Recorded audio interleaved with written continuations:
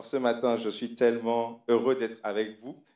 J'ai sorti la cravate pour la première fois. Ne vous habituez pas trop, ce ne sera pas tout le temps. Mais on veut commencer aujourd'hui une nouvelle série sur la vie de David. Cette série est très importante pour moi. C'est une série, je vous confesse, que j'ai d'abord faite pour moi-même. J'ai souvent été interrogé par la vie de David, un homme qui avait un qualificatif unique.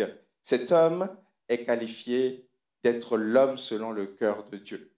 Et voyez-vous, quand j'entends cette expression associée à la vie de David, je suis un peu jaloux parce que je dis, mais Dieu ne fait acception de personne, n'est-ce pas? Dieu aime tout le monde de façon parfaite. Alors pourquoi est-ce qu'il y en a qui sortent du lot? Et j'ai compris qu'il y avait une nuance. Dieu aime tout le monde. Dieu t'aime aujourd'hui si tu viens. Peut-être que tu viens pour la première fois. Dieu t'aime tel que tu es. Tu n'as pas besoin de faire quoi que ce soit pour que Dieu t'aime. Quelqu'un peut dire amen à ça, si c'est vrai. Dieu t'aime déjà. Il t'aime déjà. Il est mort à la croix pour toi avant que tu ne le connaisses. Il t'aime déjà parfaitement. Mais Dieu apprécie un type de cœur. L'amour, c'est différent de l'appréciation. On a tous, on n'a pas tous, mais pour ceux qui ont des enfants, on essaye d'aimer nos enfants de façon parfaite, de façon inconditionnelle, mais quelquefois, on peut être fier ou pas fier, n'est-ce pas? Quelquefois, on peut apprécier leur attitude ou pas. Alors, je me suis demandé, qu'est-ce qu'il y avait autant dans le cœur de David pour toucher Dieu? Qu'est-ce qu'il y avait dans sa vie pour faire en sorte qu'il ait ce qualificatif? Alors ma prière durant cette série, c'est que nous puissions nous examiner. C'est que nous puissions non pas juste écouter ou être informés, c'est que nous puissions nous examiner. J'aimerais m'examiner. J'aimerais qu'à la fin de cette série, qui va durer 4 dimanches, je puisse dire, Seigneur, je suis en marche pour devenir un homme selon ton cœur. Alléluia.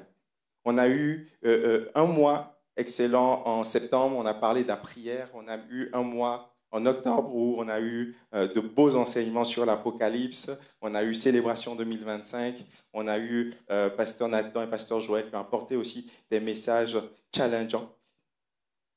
Et ce mois-ci, on aimerait vraiment méditer.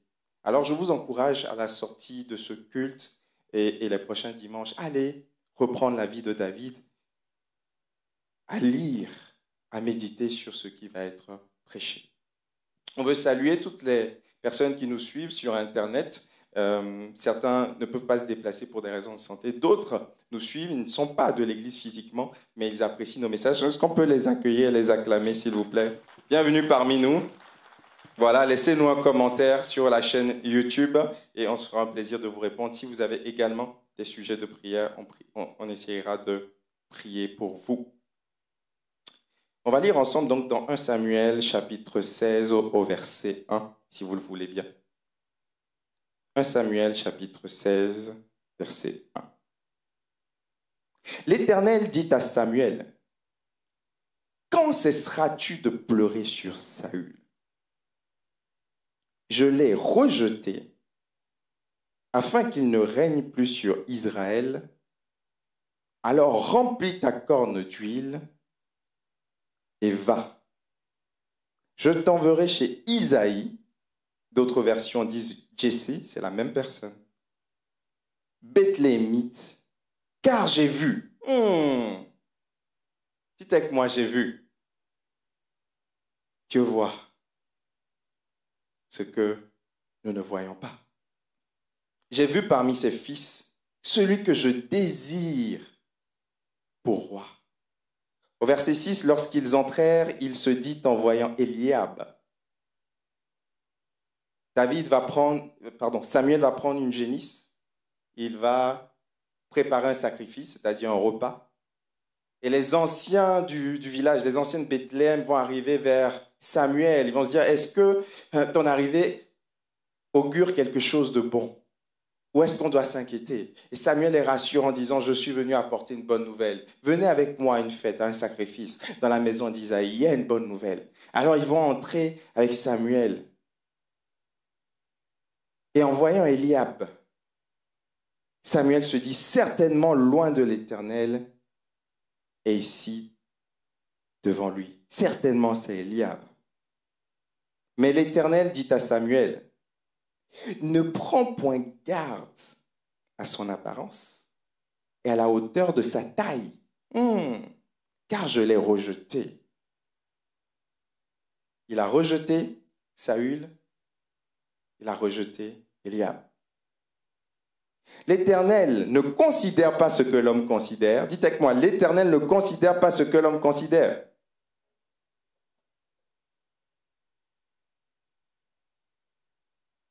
L'homme regarde à ce qui frappe les yeux, mais l'Éternel regarde au cœur. On va lire beaucoup dans cette série de prédications, on va lire beaucoup de textes bibliques. Je vous invite à prendre vos Bibles ou à suivre à l'écran. Pour comprendre ce qui se passe dans ce texte, il faut quelques éléments de contexte. Israël n'avait pas de roi à la base. Israël fonctionnait avec un prophète, mais il n'avait personne à leur tête. Il y avait un prophète, Samuel, qui faisait l'intermédiaire entre Dieu et le peuple. Et le peuple suivait les instructions de Dieu, avançait au son de la voix de Dieu. Mais à un moment donné, le peuple va réclamer un roi. Ils vont demander à Samuel, donne-nous un roi comme les autres peuples. Au départ, Samuel va résister. Mais ensuite, Dieu va lui dire, ok, je vais leur donner ce qu'ils veulent. Et Dieu va leur donner Saül. Mais très vite, Saül, qui au départ était humble, va devenir orgueilleux. Il va se considérer comme tout puissant. Il ne va plus obéir aux instructions de Samuel. Il va offrir lui-même le sacrifice sans attendre Samuel. Lorsqu'il voyait que Samuel tardait et que le peuple s'impatientait, Saül va décider de faire le sacrifice lui-même. Il va usurper la fonction sacerdotale réservée aux sacrificateurs. Il va dépasser ses limites. Aujourd'hui, on a plusieurs offices. On a l'office judiciaire, on a l'office politique, et on essaye de ne pas mélanger les gens. Vous êtes avec moi? Il va décider, Saül, d'aller au-delà de ses fonctions. Dieu va lui donner une seconde chance, mais il va encore dépasser les limites de ses fonctions. Alors que Samuel va lui demander de n'épargner personne, Saül va épargner Agag et le meilleur butin suite à la bataille des Amalécites. Alors Dieu va dire, c'est terminé. Cet homme n'a pas mon cœur. Je cherche un homme selon mon cœur. Dans cette histoire, on va voir que le peuple cherche un homme. Le peuple cherche un roi. On va voir que Samuel cherche un homme. Il cherche un roi. On va voir aussi que Goliath cherche un homme. Mais Dieu a vu quelqu'un. Dieu a vu l'homme qui allait devenir roi. Le titre de mon message, c'est « À la recherche du roi ». Dieu dit donc à Samuel, « Arrête de pleurer sur Saül ». Pourquoi est-ce que Samuel pleure sur Saül? Pourquoi est-ce que Samuel devait faire ce deuil? Il faut comprendre qu'un roi n'est pas élu pour un mandat comme un président, un mandat de 5 ans ou de 4 ans, non. Un roi est élu à vie. Et lorsque le roi meurt, c'est un de ses fils qui doit reprendre sa place. Alors, lorsque Samuel choisit un roi pour la première fois, et que ce roi est désavoué, et que Dieu dit à Samuel de son vivant, va choisir un autre roi, Samuel a l'impression qu'il a vécu un échec. Samuel a l'impression que c'est lui qui a fait un mauvais choix. Dieu lui a dit, non, ce n'est pas toi le problème.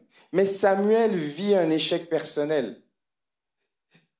Et ça va parler à quelqu'un ici. Peut-être que tu es là et tu as vécu une relation amoureuse qui ne s'est pas bien terminée. Ce n'était pas de ta faute, ce n'était pas de ton ressort, mais tu le vis comme un échec. Tu as vécu une amitié brisée, quelqu'un à qui tu faisais confiance, mais qui est parti, qui s'est éloigné, qui t'a ghosté, comme disent les jeunes. Tu lui envoies des messages WhatsApp, il les lit, mais il fait comme s'il ne les lit pas. Tu connais ça? Tu as fait confiance à quelqu'un, mais la personne s'est éloignée de toi. Et tu le vis comme un échec personnel. Dieu veut te dire ce matin, jusqu'à quand pleureras-tu sur Saül? J'aimerais vous dire qu'il y a un temps nécessaire où on doit faire un deuil. Il y a un temps nécessaire où on doit pleurer. Il y a un temps nécessaire, oui, où on doit exprimer nos émotions. Mais il y a aussi un temps où Dieu dit, sèche tes larmes, car j'ai vu David.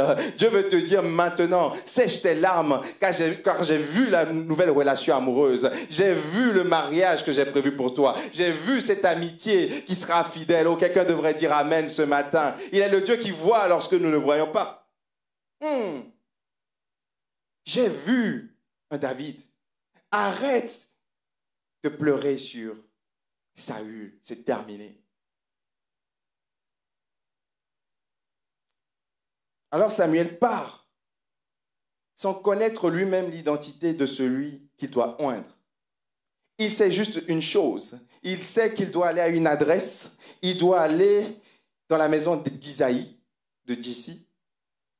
Et il doit oindre un roi parmi ses fils. Alors quand il arrive, il demande à Isaïe, « Où sont tes fils? Je suis venu avec une génisse. On va faire un repas. On va manger ensemble. Mais je suis venu pour oindre un roi. » Alors Isaïe, tout fier, se dit, « Waouh, je vais être le futur père du roi. Je vais être le père du futur roi plutôt. » Isaïe, il est content, il se dit, oh, venez mes fils. Et il les met en ligne. Alors, j'ai demandé à quelques acteurs de venir me rejoindre.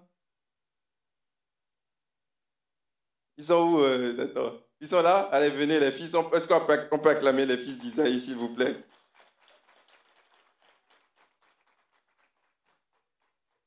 En commençant par Eliab. Tu t'es habillé de circonstances aujourd'hui. Tu peux te mettre là, Eliab.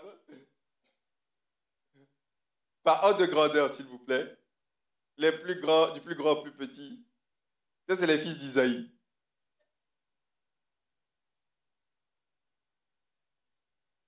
Il est où, David? Non, il n'est pas là, il est au champ, David. Va au champ. Voilà. Normalement, ils sont 7, hein. Il manque un. Bon, on va faire avec. Ah, ils sont 7? Ok, parfait. Alors, Samuel arrive. Il dit, waouh, tu as bien bossé, hein? Ah, tu n'as pas chômé. Ils sont grands, ils sont beaux. Qui sera le futur roi?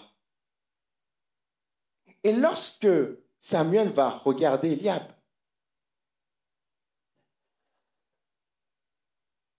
il va dire,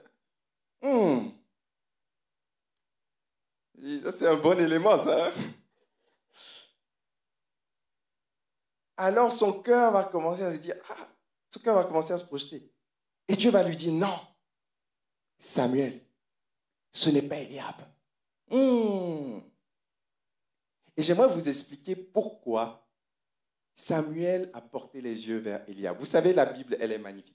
Il faut aller dans le sous-sol de la Bible, il faut creuser. Je me suis demandé, Seigneur, pourquoi il y avait 7 fils? Pourquoi? Oui, c'est l'aîné, certes, mais pourquoi il a porté les regards sur Eliab? Parce que le roi devait avoir une caractéristique. En fait, pourquoi est-ce que le peuple cherchait un roi? Le peuple cherchait un roi parce qu'il y avait la guerre qui se multipliait autour. Et les autres peuples autour avaient des rois qui étaient des chefs militaires. Est-ce que vous me suivez? Et donc, lorsque ce peuple va constater qu'il y avait des Amalécites qui étaient là, qu'il y avait des Moabites qui étaient là, qui attaquaient, et qu'ils vont se rendre compte que Samuel était vieux, Ils vont se dire, si Samuel fait une crise cardiaque, c'est compliqué. C'est écrit dans 1 Samuel 8, versets 4 à 5. Tous les anciens d'Israël se rassemblèrent et vinrent vers Samuel à Rama, c'était bien avant Saül, et lui dirent, voici tu es vieux, et tes fils ne marchent pas dans tes voies. Non seulement tu es vieux, mais en plus, tes fils qui doivent juger sur nous, ils vivent n'importe comment. Et il y a le post-trauma d'Élie, avec ses fils qui faisaient n'importe quoi. Et ils se sont dit, écris le testament maintenant. On ne sait pas ce qui peut arriver, Samuel. Choisis-nous un roi qui va avoir cette caractéristique d'être un chef militaire. Alors Saül, lorsqu'il va voir Saül qui était grand de taille, ils vont se dire, Saül va faire l'affaire. Et oui, Saül va combattre, il va gagner des batailles, mais son cœur n'était pas incliné vers Dieu. Donc, vous voyez, quand Samuel arrive chez Isaïe, il se dit, je vais choisir un chef militaire. Est-ce que vous me suivez jusque-là? Vous pouvez dire Amen? Donc, quand il regarde Eliab, il se dit, oh, il a la tête de l'emploi, c'est le genre idéal. Est-ce que, j'aimerais parler à des parents, tous les enfants, fermez les oreilles des parents, qui ont des enfants célibataires. Quand ta fille te dit, oh papa, je vais te présenter mon petit copain, tu poses des questions, n'est-ce pas? Le classement de tes questions détermine tes priorités. Certains vont commencer, bon, qu'est-ce qu'il fait dans la vie? Donnez-moi l'amen, s'il vous plaît, s'il vous plaît. C'est vrai, on va ouvrir les dossiers. Le classement de tes questions détermine ta priorité. Certains vont demander, bon, il est de quelle nationalité? Entre nous, personne. D'autres vont dire, bon, il fait quelle taille? Parce qu'il faut que mes petits-enfants, tu vois. D'autres vont dire, bon, dis-moi, c'est quoi ses projets? Parce qu'ici, c'est son projet, c'est d'aller au Bangladesh. Nous, on veut avoir nos petits-enfants ici. Donc, on a tous des critères, des priorités. Et dans la priorité de Samuel, il cherchait un charisme. Samuel cherchait une carrure. Samuel cherchait quelqu'un qui allait avoir la capacité de leadership. Et il regardait à l'apparence. Mais Dieu va lui dire non. Je veux regarder au cœur. Alors Dieu a rejeté Saül, mais il va rejeter aussi Eliab. Il y a un poste. Il y a 3 personnes. 2 ont été rejetés. Qui sera le nouveau roi? J'aimerais vous dire que Dieu cherche des cœurs avant tout.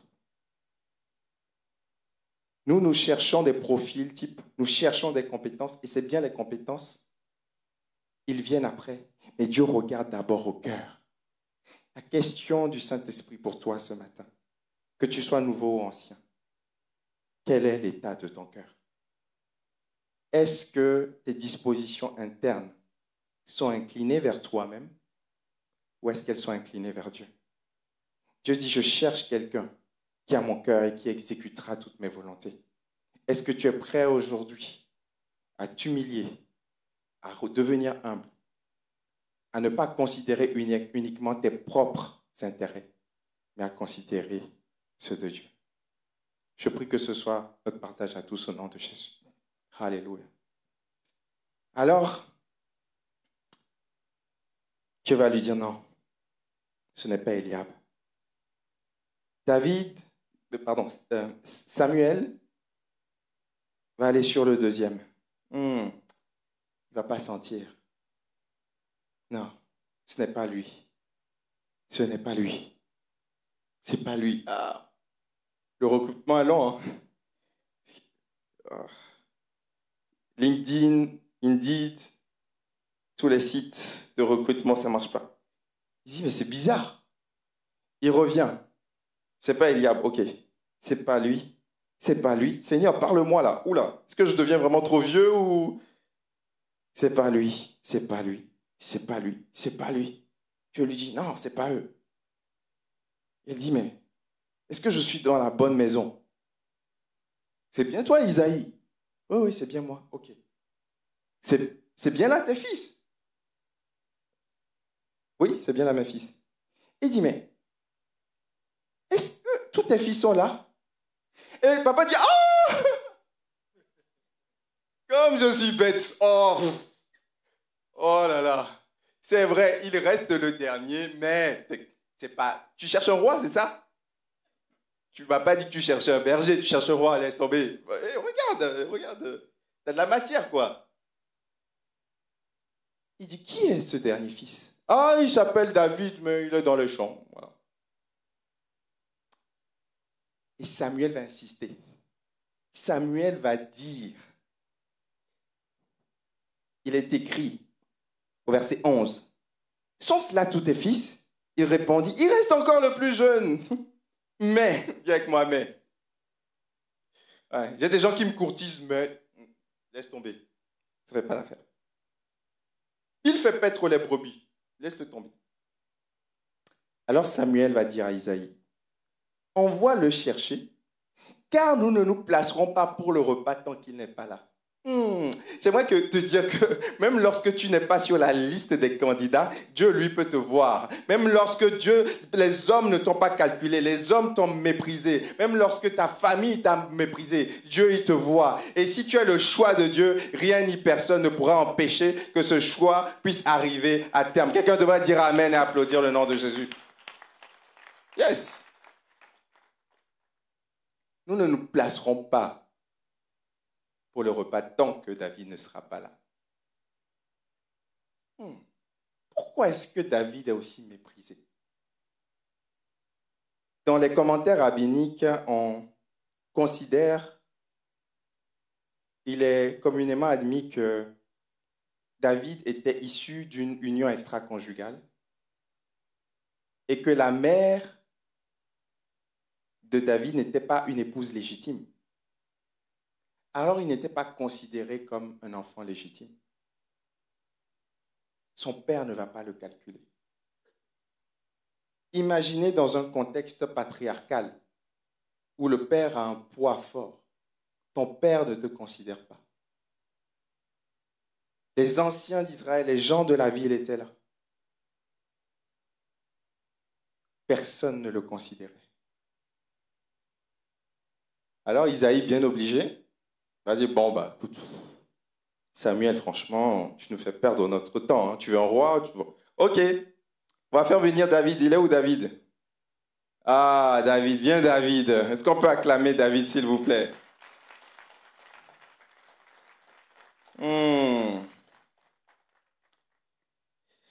A priori, David aurait 14-15 ans à l'époque. Samuel devait dire, Seigneur, tu as le choix entre Eliab et David, et tu prends David. Tu as vu les armes des Amalécites? Le petit va se faire défoncer.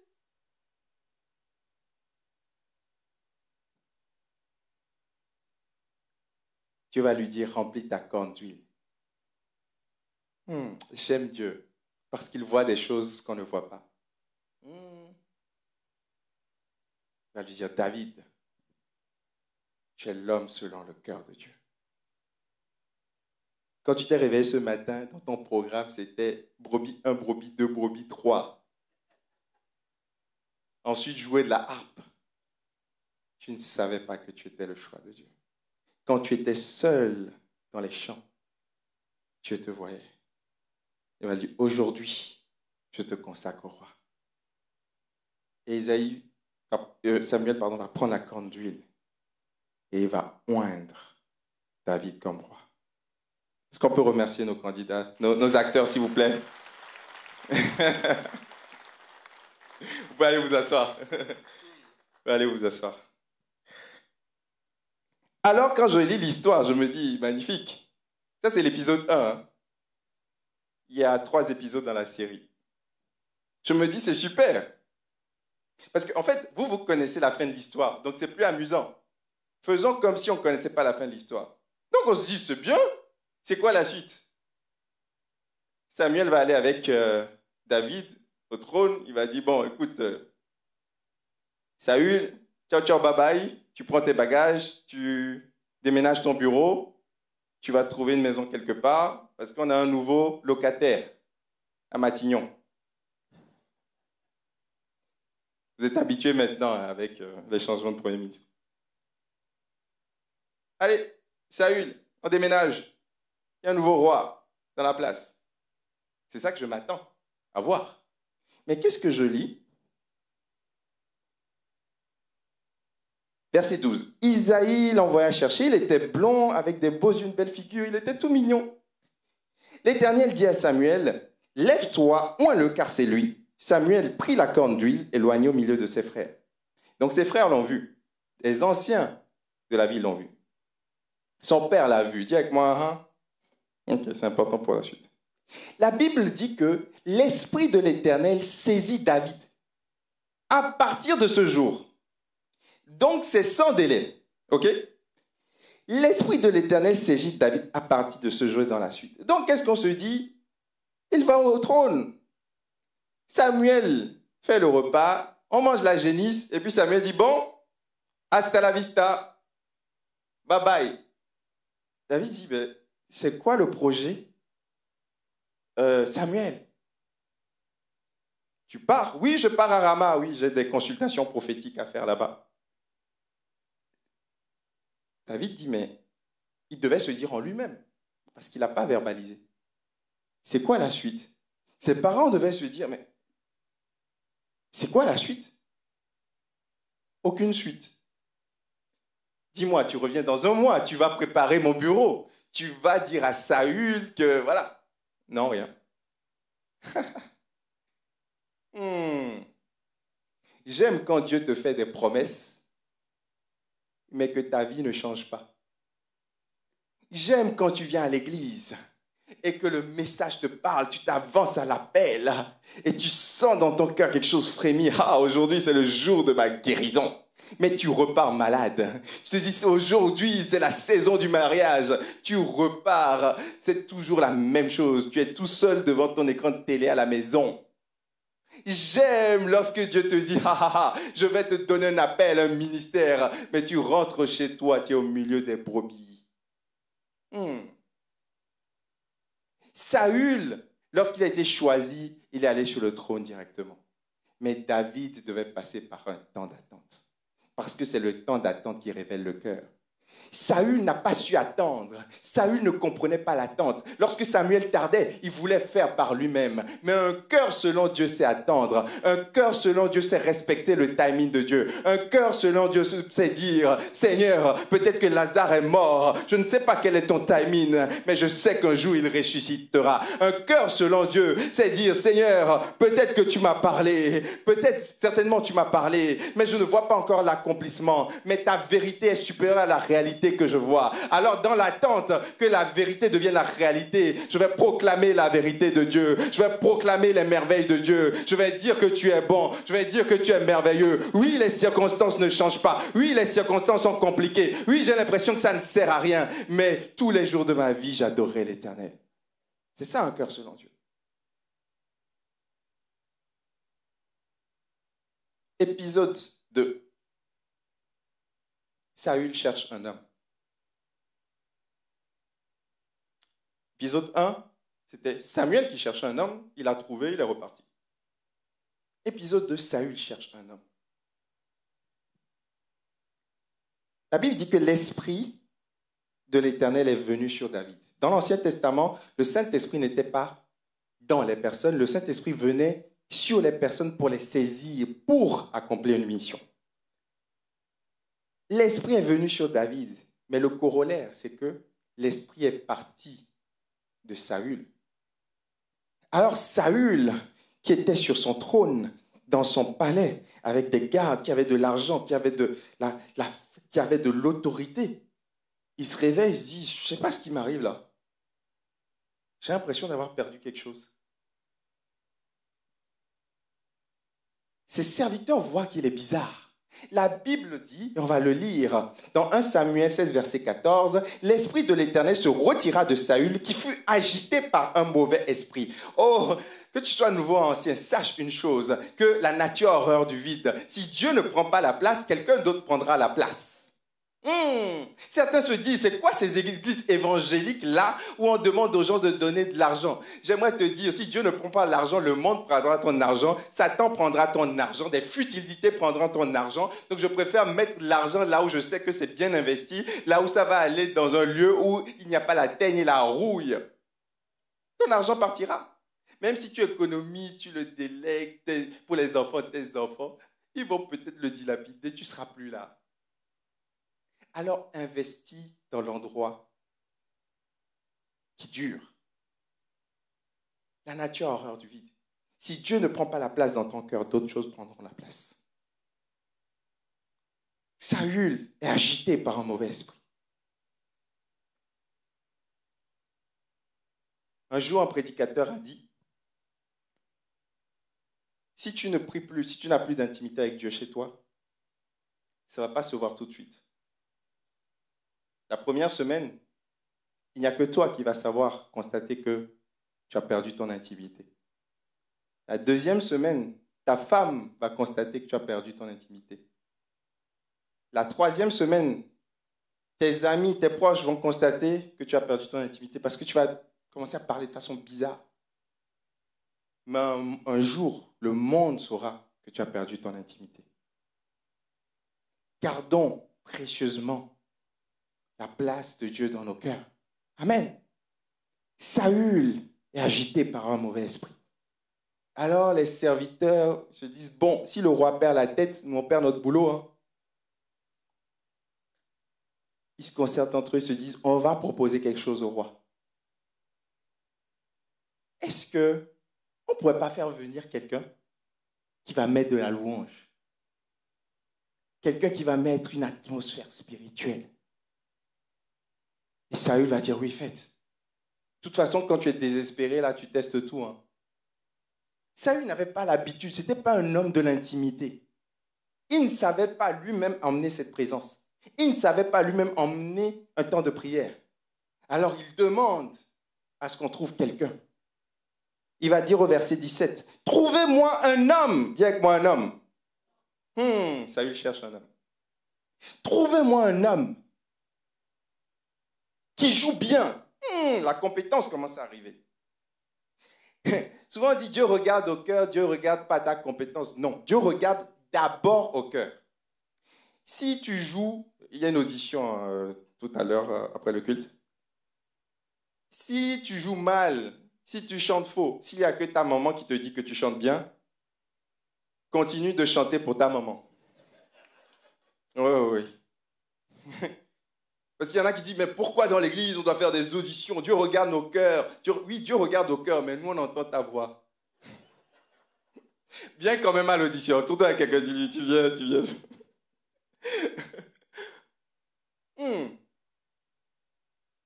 Trouvez-moi un homme qui joue bien et emmenez-le-moi. Et l'un des serviteurs prit la parole et dit, je connais quelqu'un dans tout le royaume. Voici, j'ai vu un fils d'Isaïe. Il y a des gens qui voient. Peut-être que ta famille, tes proches ne le voient pas, mais d'autres voient. J'ai vu un fils d'Isaïe qui sait jouer. C'est aussi un homme fort et vaillant. Mais on parle du David qui a 16 ans. Parce que du cœur, il y a un courage qui ressort. Du cœur, il y a une audace qui ressort. Vous savez, normalement, David, avec ce qu'il a vécu, devait être déprimé. Il devait être dépressif.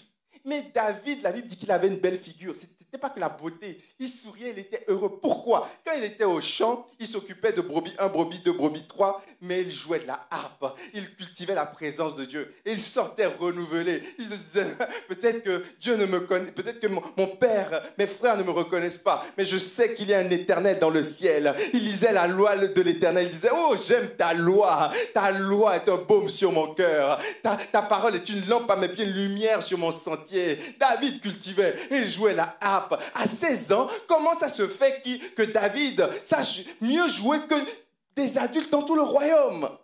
Il passait du temps. C'est un homme fort et vaillant. Ne méprise pas les faibles commencements, mon frère, ma soeur. Tu as démarré cette entreprise, tu n'as pas de moyens. Tu as démarré ce projet, tu n'as pas d'issue. Dieu regarde ton cœur. Et si tu lui fais confiance, celui qui a commencé cette belle œuvre en toi la rendra parfaite. Alléluia. Je voulais raconter pour certains. Le jour où je voulais me convertir, mon coloc a dit, Jean Bosco, arrête tes bêtises, viens, on se sabre du champagne. Toi, tu es un coureur de jupons, tu n'es pas fait pour ce truc de religion. Il est allé mettre le champagne au frigo. Il a dit, quand tu vas arrêter tes bêtises de religion, tu vas venir, on va se faire une bonne soirée, et puis, on va bien fêter, d'accord? Le champagne est toujours au frigo, les amis. Il pensait que c'était éphémère. Mais Dieu a transformé ma vie. Qui aurait cru que ce jeune garçon addict à la pornographie, en 2007, qui ne savait pas qui il était, qui avait peur de tout, qui n'avait aucune consistance, qui était influençable, qui aurait cru, si on m'avait dit, si un prophète m'avait dit, dans 18 ans, tu seras à Bordeaux en train de prêcher, je l'aurais chifflé. Toi, tu donnes de faux espoirs aux gens. Moi, non.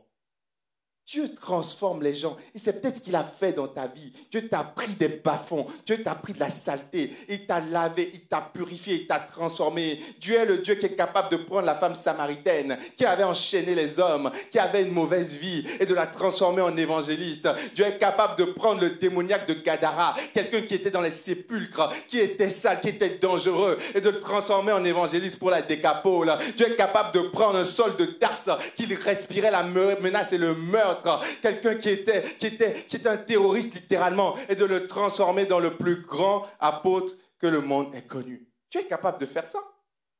Il peut le faire pour toi. Ton cas n'est pas le cas le plus compliqué de Dieu. Tranquille. Tranquille. Voici, j'ai vu un fils d'Isaïe Bethléemite qui sait jouer. C'est aussi un homme fort et vaillant. Un guerrier, un bon, parlant bien. J'aime ça. J'ai dit aux jeunes, je suis allé voir les jeunes. Merci, pasteur Nathan, pour l'excellent travail qu'il fait. On a passé un bon moment avec les jeunes hier ici. C'était la journée d'intégration. J'ai dit aux jeunes, les amis, moi, tu ne me parles pas d'âge. Certains connaissent la référence. C'est Kylian Mbappé qui a dit ça. Moi, tu ne me parles pas d'âge. Si j'ai 17 ans, si je marque des buts, si j'assure sur le terrain, évalue-moi par rapport à ce que je fais, pas par rapport à l'âge. J'ai dit, les amis, il ne faut pas vous parler d'âge. Tu as quel âge? 20 ans. Ça veut dire qu'il y a 5 ans, tu devais vaincre un Goliath. Est-ce que vous me suivez? Vous n'êtes pas trop jeune. Peu de gens disent, j'ai l'âge pour. J'ai l'âge parfait pour. Les gens vont dire, mais je suis trop vieux pour ça. Mais je suis trop vieux pour aller évangéliser dehors. Je suis trop vieux pour relancer un nouveau projet. Je suis trop vieux pour servir à l'église. Ou d'autres vont dire, je suis trop jeune. Je suis trop jeune pour être pasteur. Je n'ai pas la maturité, je n'ai pas l'expérience. C'est jamais bon. Mais peu de gens disent, j'ai l'âge idéal pour servir Dieu. J'ai l'âge idéal pour suivre ses commandements. On a besoin de réaliser que l'âge n'a pas d'importance. Dans tout le royaume, on cherche un musicien, on cherche quelqu'un de compétent, quelqu'un qui a l'onction, et on va prendre un petit de 16 ans. Et il sait bien parler. Il a une compétence. Il sait jouer de la harpe. Et surtout, l'Éternel est avec lui. Mes amis, quand Dieu est avec toi, ça se voit. Moi, je ne stresse pas pour mon ministère.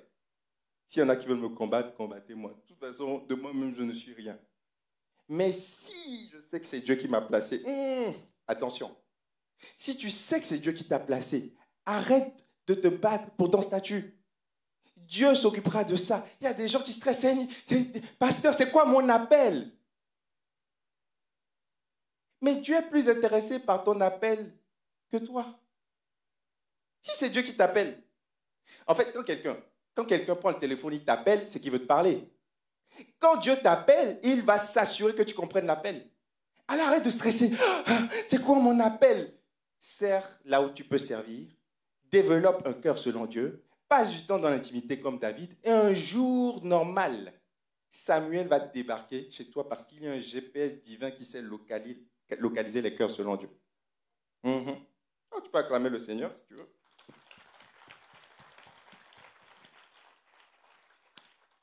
Ah, j'aime Dieu.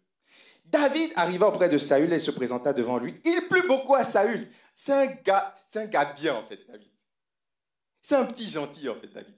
Tu ne peux pas le détester. Il plut beaucoup à Saül et il fut désigné pour porter ses armes. Donc, non seulement il lui jouait de la musique, mais une fois que Saül était soulagé, il y avait des porteurs d'armes. C'est comme des secrétaires aujourd'hui, on dirait, tu vois. Il a été désigné pour porter les armes. Et la Bible dit que Saül va demander à Isaïe, « Je te prie de le laisser David à mon service, car il a trouvé grâce à mes yeux. » Et lorsque l'Esprit de Dieu était sur Saül, David prenait de la harpe, il jouait de sa main, et Saül respirait alors plus à l'aise et se trouvait soulagé. Et le mauvais esprit se retirait de lui. Il y a quelque chose qui m'énerve dans ce texte. C'est que David était le véritable roi. Mais David entre au palais, non pas pour siéger en tant que roi, mais pour soulager Saül. C'est ça un cœur selon Dieu. Et David ne râle pas, je ne dis pas, mais toi tu es has-been, mon ami, c'est moi le choix de Dieu. Non, il sert Saül, il le soulage, il porte ses armes, il se lève le matin, se dit, qu'est-ce que je peux faire pour soulager Saül? Beaucoup de gens aujourd'hui, ils veulent le statut, ils veulent être vus, ils veulent les réseaux sociaux, ils veulent les followers, ils veulent le bon boulot, mais peu veulent servir, peu veulent dire, qu'est-ce que je peux faire pour toi? Peu disent à leur patron, mon boss, j'ai fait ce que tu m'as demandé de faire. Est-ce que tu as autre chose que je peux demander? Mais plusieurs demandent l'augmentation, plusieurs veulent revendiquer leur statut, plusieurs disent, je ne suis pas jaugé à ma juste valeur. Non, mais peu un cœur selon Dieu. Et David ne s'est pas comporté comme le successeur de Saül. David s'est comporté comme le serviteur de Saül. Sers tes parents, sers tes responsables, sers là où tu es, sers tes amis. Et Dieu s'occupera de te mettre sur le trône au temps convenable. Un cœur selon Dieu est humble et soumis. Je n'ai jamais vu un cœur selon Dieu orgueilleux. Je n'ai jamais vu quelqu'un qui avait un cœur selon Dieu et courir après des statuts, courir après des postes. Jamais. Un cœur selon Dieu s'occupe de servir. Quel est ton rapport à l'autorité aujourd'hui? Oui, on a été biberonnés depuis notre bas âge à caricaturer l'autorité, à critiquer l'autorité. C'est notre héritage de la Révolution. C'est pour dire maintenant liberté, égalité, fraternité. Tu es là-bas, monsieur Macron, c'est parce qu'on a voté pour toi, parce que tu es notre serviteur. On parle comme on veut, on parle mal à nos parents, on parle mal aux professeurs. Les professeurs même, ils ont peur maintenant d'aller à l'école. On parle mal aux policiers. Toute forme d'autorité est critiquée. Et croyez-moi, quand on fait ça, on se tire une balle dans le pied. Parce que la Bible dit, honore ton père et ta mère, honore ta source. Même si elle n'est pas parfaite, honore-la, parce que tu vivras longtemps. C'est le premier commandement accompagné d'une promesse. Quand on honore nos autorités, quelles qu'elles soient, quand on honore nos autorités politiques, civiles, parentales, spirituelles, il y a une bénédiction qui accompagne notre vie. Et l'autorité, on n'honore pas une autorité parce qu'elle est magnifique, elle est géniale. On honore une autorité parce que c'est une autorité. Et Dieu s'occupera de les déloger au temps convenable. Regardez les fils, les enfants qui ont eu des mauvais pères, des pères abusifs. Ils se révoltent, se rebellent contre leurs parents. Mais quand eux-mêmes deviennent parents, il y a un désordre. Tu ne peux pas critiquer quelque chose et toi-même bien fonctionner. Ça se voit partout. Ça se voit même dans la politique, mais je ne fais pas de politique.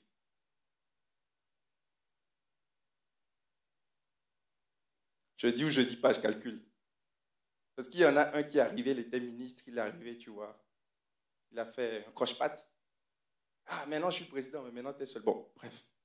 J'ai rien dit. Tu ne peux pas déshonorer l'autorité et penser que quand toi tu seras une autorité, tu vas être respecté. Impossible. Impossible. Je sais que c'est impopulaire. On est en France. Mais ça ne doit pas être impopulaire dans l'Église. David, vous voyez Saül, qui était normalement un rival, qui était normalement quelqu'un qui squattait son trône. Mais David avait un tel cœur selon Dieu qu'il va le servir. Je prie que Dieu nous donne un cœur humble, soumis, comme David, au nom de Jésus. Saül cherche un homme et il l'a trouvé. Épisode 3, Goliath cherche un homme. Alors je me disais, David, il priait. Hein? À quoi ressemblait ce sujet de prière, à votre avis? Quand il était dans le palais. Seigneur, est-ce que ta promesse est encore vraie? Est-ce que tu as encore prévu que je sois sur ce trône? Quand est-ce que ça va arriver? Est-ce que demain je vais aller avec la harpe et puis tu vas convaincre Saül de lui-même de me laisser le trône parce qu'il m'apprécie bien? Est-ce que c'est une formation? David devait avoir des doutes. Mais il ne revendiquait rien. Mais un jour, la guerre va arriver. Rappelez-vous, le peuple cherchait un roi. On cherche un roi pour la guerre. Et un jour, la guerre va arriver. Un jour, ce pourquoi tu te prépares va arriver. Un jour, ce pourquoi tu pries, ou ce contre quoi tu pries, peut arriver. Et ce jour-là n'est pas un jour désastreux. C'est le jour où Dieu va te révéler au plus grand. C'est le jour où Dieu va te révéler au monde entier. Alors, la guerre va arriver. Les Philistins vont arriver. Et ils vont commencer à combattre Israël. Alors, on va rameuter les troupes. On va aller chercher les hommes valides dans tous les villages. Et on va dire à David, bon, David, là, c'est la guerre, donc les petits joujoux de harpe, là, on va arrêter pour le moment. Retourne, il va faire des va-et-vient, la Bible dit. Retourne chez ton papa. Et on va faire venir les grands fils, Eliab, les grands fils d'Isaïe. Et ils vont aller à la guerre, ils vont prendre leurs armes.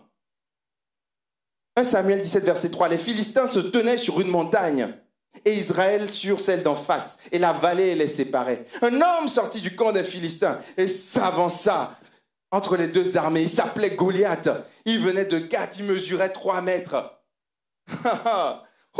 Il avait sur sa tête un casque de bronze. Il portait une cuirasse à écailles en bronze qui pesait 60 kilos. Il avait des jambières en bronze et tenait un javelot en bronze, en bandoulière. Le poids de sa lance avait la grosseur d'un cylindre de métier à tisser. Et la lance en fer pesait 7 kilos. Le gars portait 67 kilos sur lui. Tranquille. Moi, je pèse 70 kilos. Donc, en fait, il me porte sur lui tout le temps.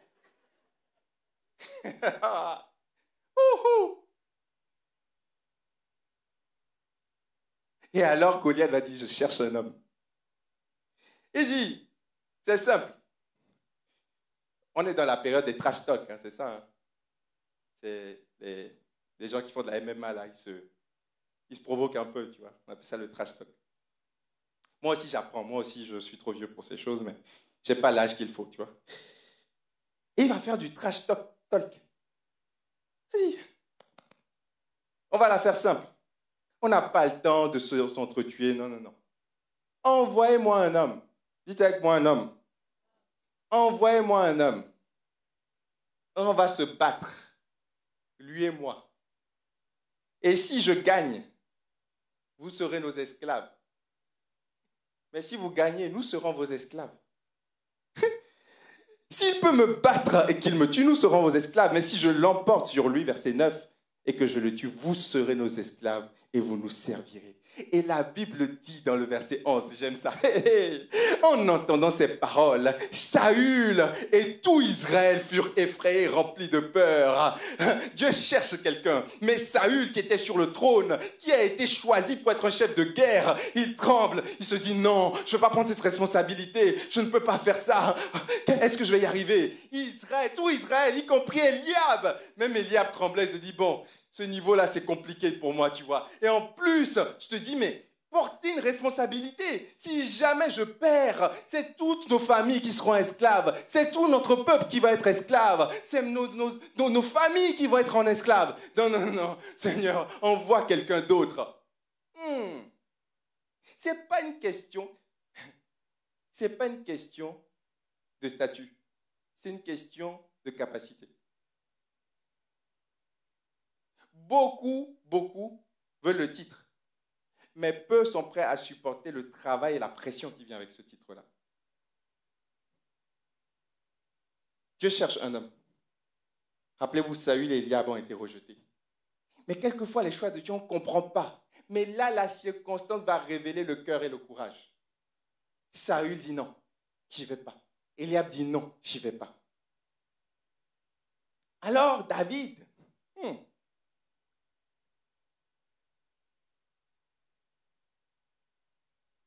les 3 fils, verset 13, les 3 fils aînés d'Isaïe avaient suivi Saül à la guerre. Eliab, Abinadab et Shama. Quant à David, verset 15, il faisait le va-et-vient quittant Saül pour garder les brebis de son père à Bethléem. Il allait au palais, il faisait le va-et-vient. Et son père, Isaïe, verset 17, dit à David, « Prends pour tes frères cette mesure de grains rôtis et ces 10 pains, et cours au camp vers tes frères. Porte aussi ces 10 fromages au chef de leurs milliers. Tu verras si tes frères se portent bien et tu m'emporteras une preuve de leur part. » Mais j'ai envie de dire, mais Isaïe, je suis le roi. Et tu m'envoies comme un livreur de pizza 4 fromages.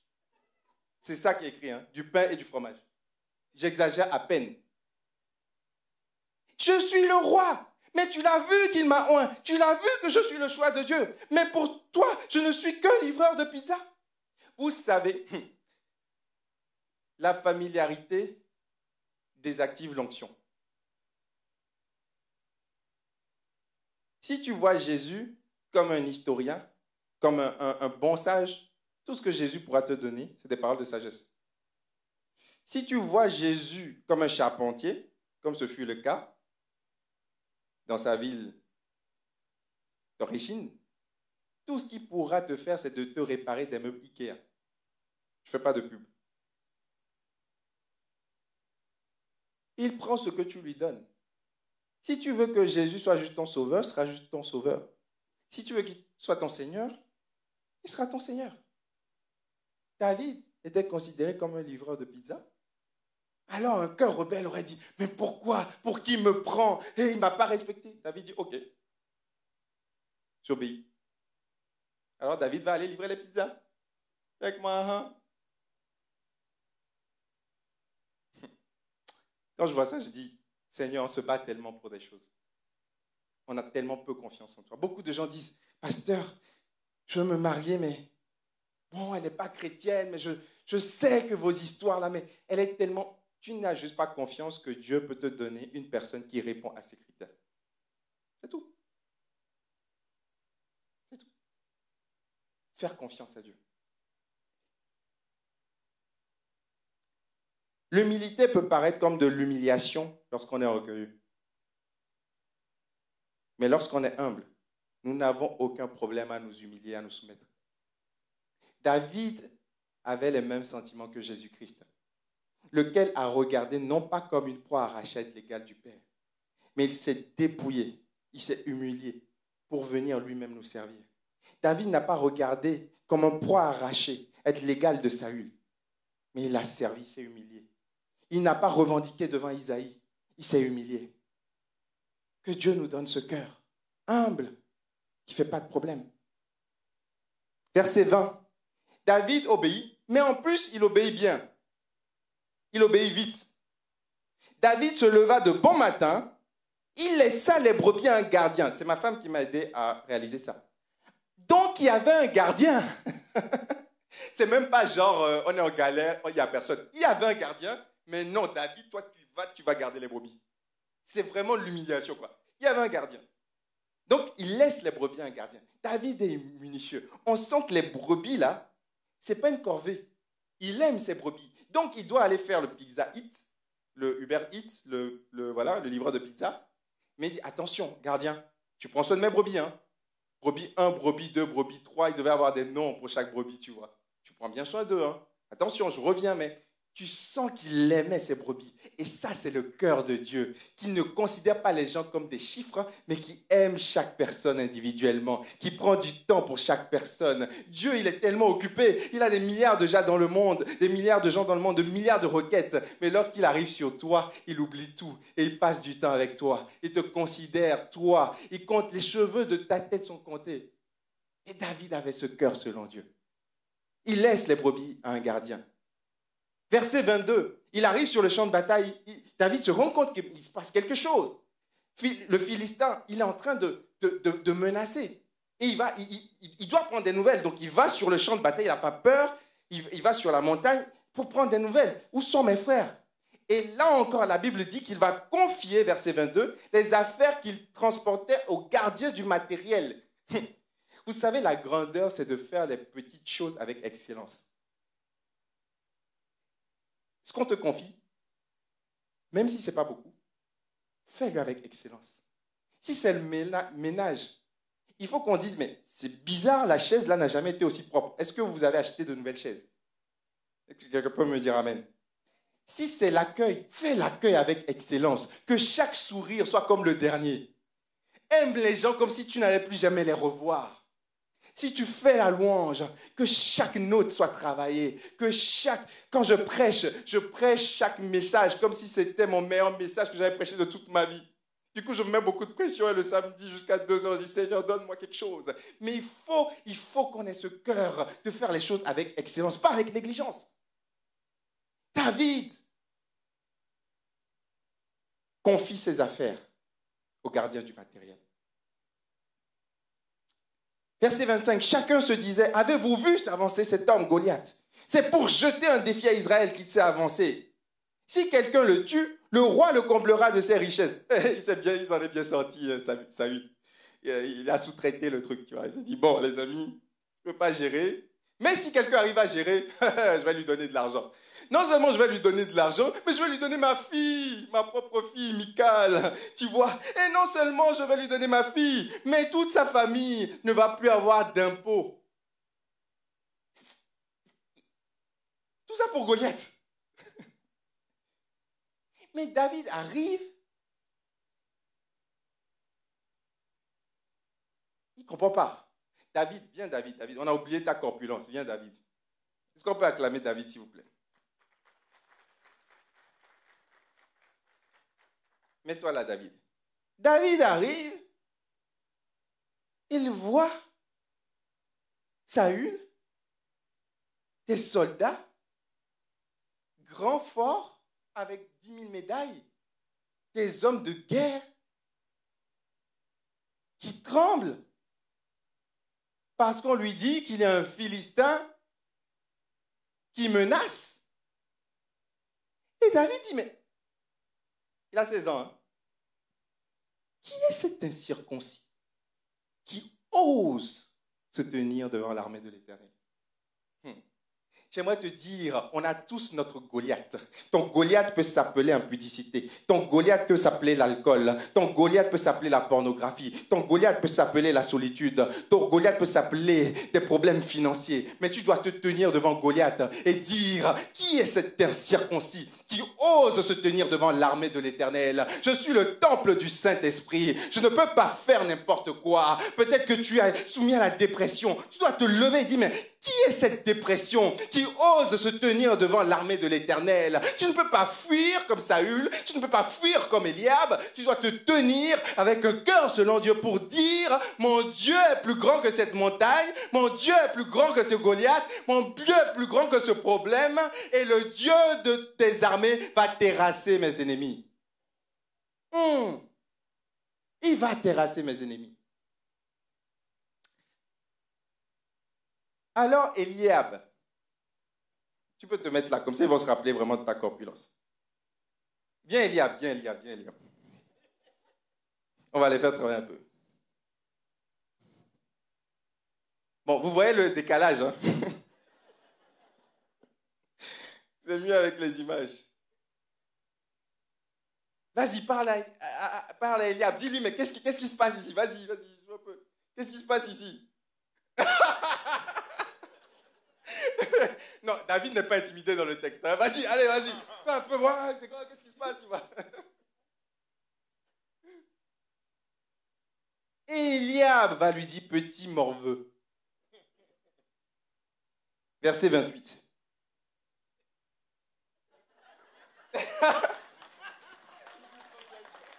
Il joue trop bien. Petit morveux. Eliab, le frère aîné de David, l'avait entendu parler à ses hommes. Il fut enflammé de colère. Il dit, pourquoi es-tu descendu? Attends, je vais te faire lire, comme ça ce sera plus crédible. Alors, Vas-y.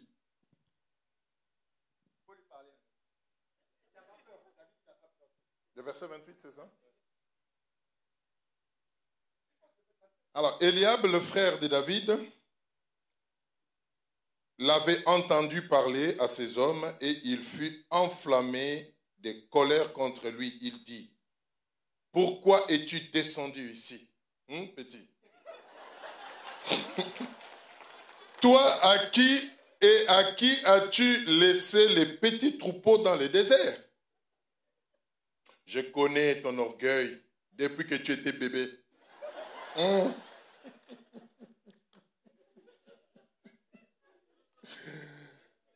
Alors, c'est le texte là. Je préfère lire ça là. Je connais ton orgueil et la méchanceté de ton cœur. C'est pour voir la bataille que tu es descendu. N'est-ce pas? Merci, vous pouvez regagner votre place. Tu vois, en fait, c'est pour ça qu'on lit trop vite. Quand tu lis, ça a l'air simple. Mais David va lui dire, qu'ai-je donc fait? N'ai-je pas le droit de m'exprimer?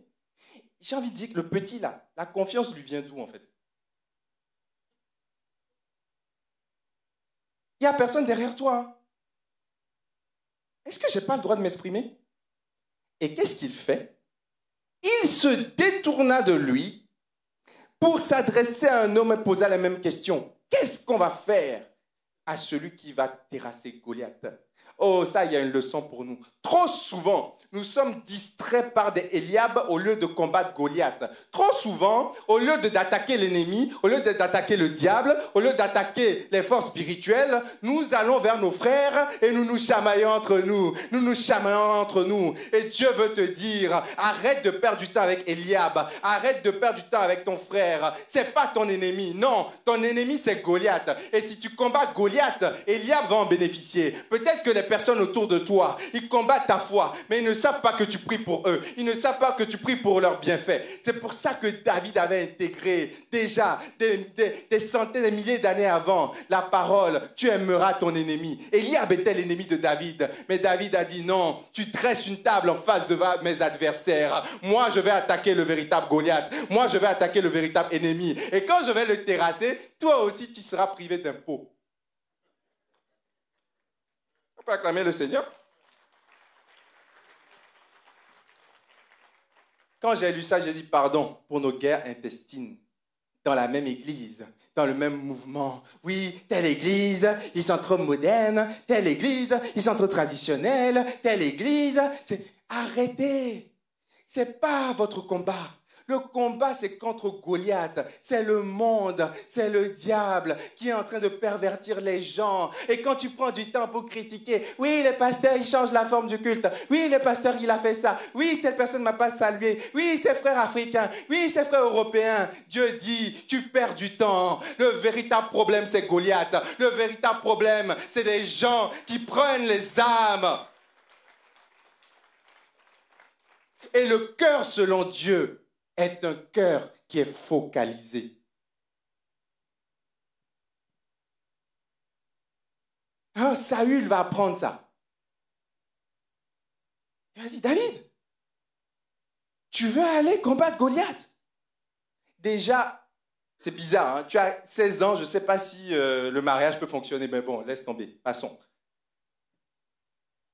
Mais, verset 33, tu ne peux pas aller te battre contre ce Philistin. Tu n'es qu'un enfant. Je vais bientôt finir. Les musiciens peuvent s'approcher. Tu n'es qu'un enfant, alors que lui, c'est un homme de guerre depuis sa jeunesse. David dit à Saül que personne ne se décourage à cause de ce Philistin. Moi, je vais lui régler son compte. Et tu sais, t'inquiète pas pour moi, hein? Je ne suis pas à mon premier coup. Quand j'étais dans le privé, il y avait des lions et des ours qui venaient. Il n'y avait pas d'Instagram, il n'y avait pas de story, il n'y avait pas de télévision, il n'y avait pas de journaliste. Mais qu'est-ce que je faisais? Quand un lion ou un ours venait pour enlever le troupeau, un cœur selon Dieu qui aime les brebis, je courais après lui. Normalement, tu te dis, heureusement qu'il ne m'a pas attaqué. C'est ça qu'on se dit en principe. Il est parti avec la brebis, tu lui dis gloire à Dieu. Non, je cours après le lion et l'ours. J'arrache la brebis, je lui fais des karatés. Et il part le lion. L'ours arrivait. Idem. Je me battais pour les brebis. Ce Goliath n'est pas différent. Il ajouta, l'Éternel qui m'a délivré de la griffe du lion et de l'ours me délivrera aussi de ce Philistin. David avait conscience que lorsqu'il terrassait le lion et l'ours, ce n'était pas lui-même, c'était Dieu qui œuvrait. Alors il dit, mais l'Éternel des armées va nous délivrer de ce Goliath. C'est ça un cœur selon Dieu. Un cœur selon Dieu sait ce que Dieu est capable de faire et lui fait confiance. Ah oui. Saül lui dit, bon, écoute, si tu es convaincu de toi, vas-y. Hein. On peut baisser un tout petit peu pour le moment. On montera après. Vas-y. Il dit, écoute, tu sais, les Hittites ont entraîné les Philistins. Ils ont des armes de guerre. Nous, on n'a pas toutes ces armes-là. Donc, il n'y a que le roi et quelques généraux qui ont des armures. Bah, je vais te donner une armure de Saül. Et Saül va porter l'armure, il va dire, c'est quoi ça? C'est lourd. Et la Bible dit, David dit non, je ne peux pas marcher avec cette armure, je n'y suis pas habitué, verset 39. Et qu'est-ce qu'il va faire? Il prend en main son bâton, puis il choisit dans le torrent 5 pierres lisses. Alléluia. J'aime bien le fait qu'il prenne 5 pierres, parce qu'il se dit, si Goliath, il rate, il feinte la première pierre, la deuxième va le tuer. S'il rate la deuxième pierre, s'il évite la deuxième pierre, la troisième va le tuer. Mais au bout de 5 coups, je vais l'avoir. Quelquefois, on prie. On a l'impression que Dieu ne répond pas. Prie une deuxième fois, prie une troisième fois, et prie jusqu'à ce que la pierre touche le front de Goliath. Il prend la fronde avec sa main. Il utilise ses outils.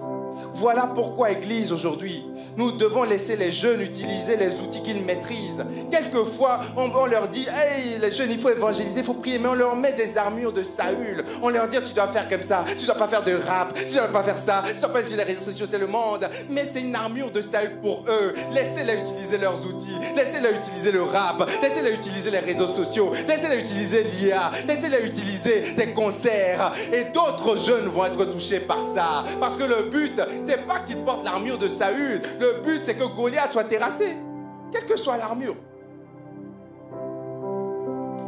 Goliath dit, mais petit, tu t'es trompé là. C'est pas l'école du dimanche ici, hein? Quoi? Tu viens avec un bâton? Suis-je un chien? Pourquoi tu viens vers moi avec un bâton? Et David va lui dire,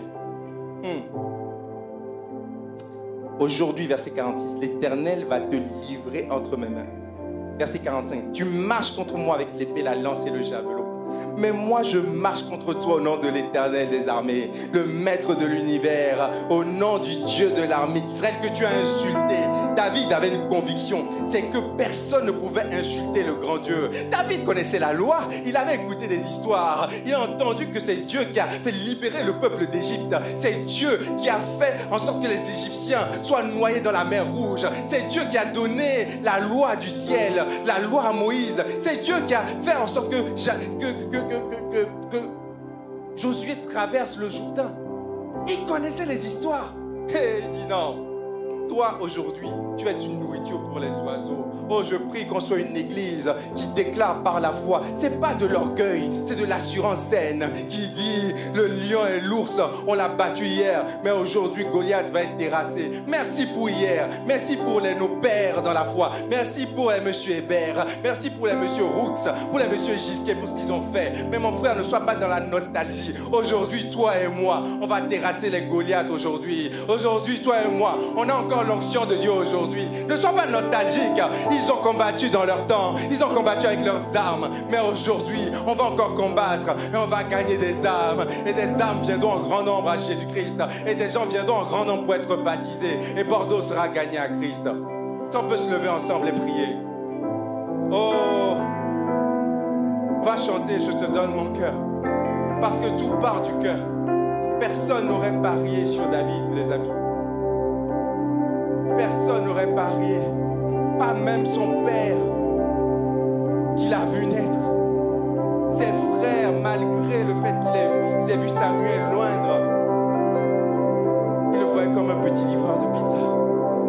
Oh, je ne sais pas quelle image tu as de toi ce matin, mais je veux prier afin qu'une onction particulière repose sur toi. La Bible dit que le Saint-Esprit est le gage de notre héritage. Il est le gage de ton onction. Nous avons tous une onction de Dieu.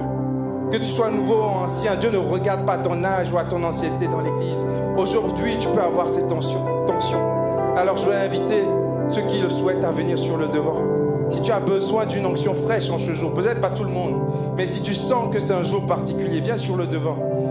Personne ne va prier pour toi, on va juste demander. Alors qu'on chante ce chant, je te donne mon cœur, on va juste se mettre devant Dieu et dire, Seigneur, repose sur moi, parce qu'il y a des Goliaths dans ce monde. Alors venez sur le devant, comme si vous sortiez de votre rangée pour aller en face de Goliath. Alléluia, alléluia.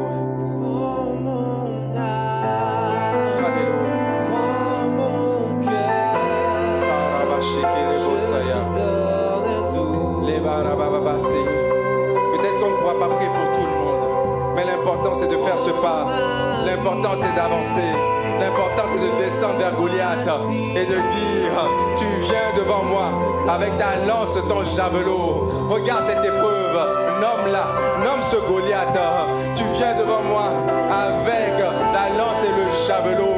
Mais moi je viens devant toi avec l'Éternel des armées. Je viens devant toi avec le Dieu de l'univers. Je viens devant toi avec le Dieu de l'infiniment grand et de l'infiniment petit. Le Dieu qui a créé les astres, le Dieu qui a créé le soleil, le Dieu qui a créé la structure de l'ADN. Je viens devant toi avec ce Dieu, le Dieu qui est tout puissant, le Dieu qui sépare la mer en deux, le Dieu qui est capable des exploits, le Dieu qui guérit du cancer, le Dieu qui guérit, qui ressuscite les morts, le Dieu qui guérit la dépression, qui guérit des troubles psychiatriques. Oh, je viens devant toi, qui que tu sois, Goliath, qui que tu sois, je viens devant toi aujourd'hui. Et mon Dieu me donnera la victoire.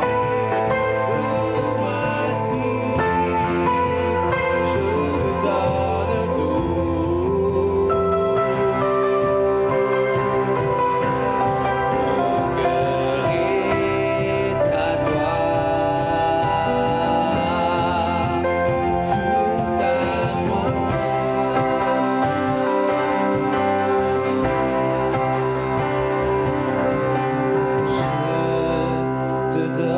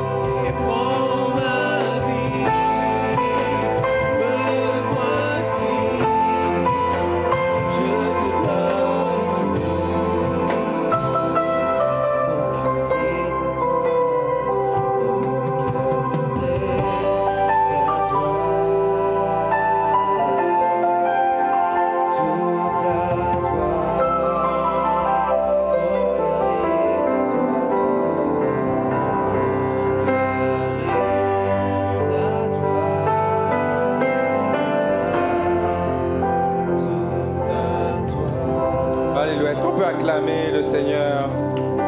Alléluia. Vous pouvez regagner vos places victorieux, victorieuses.